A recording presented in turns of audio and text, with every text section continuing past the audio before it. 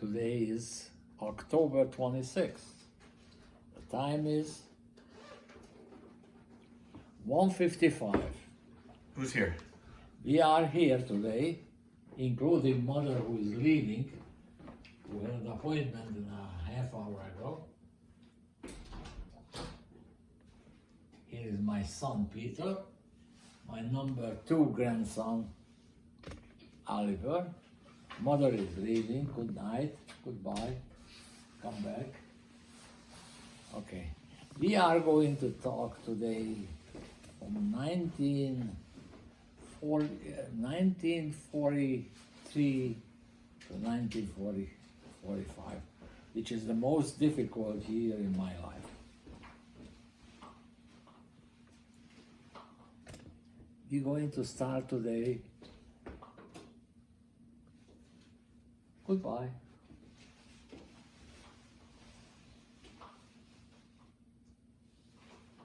It's okay, you can keep going. In 1940,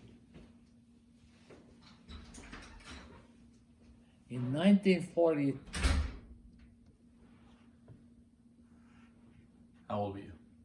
no, in 1934, I was born. In 1944, I was close to 10 years old, more than 10 years old. But the problem was, that time, the German came into Hungary, I think 1939, and my father, who was in the age, I think, 40, have to go into munkaszolgálat. You know, a munkaszolgálat was, all the Jewish men has to go in and wear a Hungarian uniform, but they had no guns, and they just have to work trenches for the war, and all kind of. I think my father was a cook when he went in, but he liked to cook, and he was a good cook actually. So he went there, and he was cooking for 100 people or more. So it's not a small. Anyway, he went into, I think he went into barracks. The barracks comes at a lot of time because he was born there. And in 1943, he went in, and they left us in Debrecen. We lived in Debrecen, Arany János utca 25. And it's not, What's 25 dollar? Húsz is what? What? 20. Öt is what? 5. Yeah. Arany János utca street. Arany János utca at that time was a very nice, I would say mostly Jewish neighborhood. My relatives lived within 2 to 3 blocks neighborhood, so we were very close there. Anyway, when the German came into Hungary, all kind of things were happening. The first thing was in 1943. In early 1943, they came up that all the Jews have to wear yellow stars. You couldn't go out on the street unless you have a yellow star to recognize you are a Jew. Who made you do that? The Germans. The Germans in Hungary? Yeah, they occupied Hungary. And when you started to work, the Jewish star was, so wherever you went outside of the house, you had to wear it, and right away. Do you remember how that started for you? You had to wear it too as a kid? Sure. Do you remember anything about that? Like, Yes. That was the first thing. The second thing was the Germans said we have to move into a ghetto. A ghetto was a certain part of Debrecen, was separated with gate and the Csándor. The Csándor was Hungary.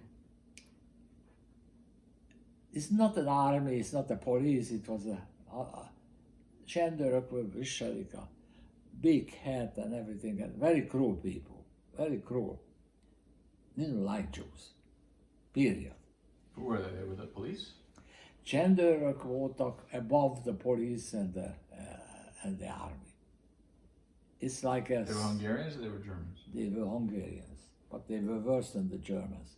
Anyway, so they decided that we have to go into the ghetto. And I asked my mother, what's going to happen? He said, oh, we're going to move in to Gizanéni, which was Szabados Jenő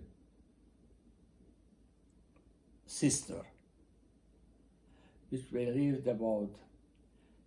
Debrecen is a small town, but half of the Debrecen was decided to border the gate, and you have one door to go in and one door to go out in the whole town. Other way, at the end of the street, they were building big gates with the lock, and the chandlers were standing there, so you couldn't escape. It's like So you you're were. saying you had to leave your house because it wasn't in the ghetto? So, Gizanéni has two daughters, lived about 5 blocks where we lived, az Aranyán utca, the other side of Debrecen, more like near the Nagy Erdő. Anyway. Yeah, there was the Strand. That's where that's where the pool was. Yeah. So I've been anyway, there. Yeah. I asked my mother, Mom, what's happening? He said, no, the law said Tuesday, whatever day, until 12 o'clock we have to leave our apartment. And I said, what happened if we leave our apartment? I said, well, we have to move and we can carry a pillowcase, whatever we can put it in, including food and clothing. That's all. Because that time, not too many people had luggages, because nobody was traveling there. If you travel, you will travel with a satyr. Mm-hmm. Okay, so one day, I don't know what the date was, they decided that we're going to move out to Gizanéni daughter's house, because that area was designated as a ghetto. And we walked up to understand what's going on in Debrecen, where we lived. It was a private house. Private house, when you walked in, the first thing of the street level where we lived, so window was opened front of the street. Next door lived another family, the Goldstein, and there was another couple who lived further. The Goldstein has a son and a daughter, and These were your friends? we were very good friends, for sure. And there was another couple living, Kupferstein, very nice Hungarian name. And at the front of the street, before we went at the house, there was a little grocery store. So if you needed a little milk or you needed a little flour or something, it's a typical small Hungarian store. The store was half of this kitchen, but they have whatever you needed. So anyway, and there was some other people. So the corridor inside the house, when you walk in, there was a big gate. The big gate opens if a horse and buggy has to go in, because at that time nobody has any cars. And then he had a little door where you walked in. So at night, when the whole gate was down, because the gate was sideways. No, there was no thing up and down, sideways. So there was a small door where they can lock it, to be safe. Anyway, and down a basement leave an older wasn't too old, a Hungarian woman who had a couple of sons in the Hungarian army. And she was a very poor woman. She was taking care of the house like a super. And constantly was telling that how pure she is and we are that and that. So anyway, by the time we went out, I remember I walked out of the house and I was starting to walk on the opposite side of the street. I looked at back, who was in the window? Mrs. Öri, that was her name. So she took over whatever we left in the house.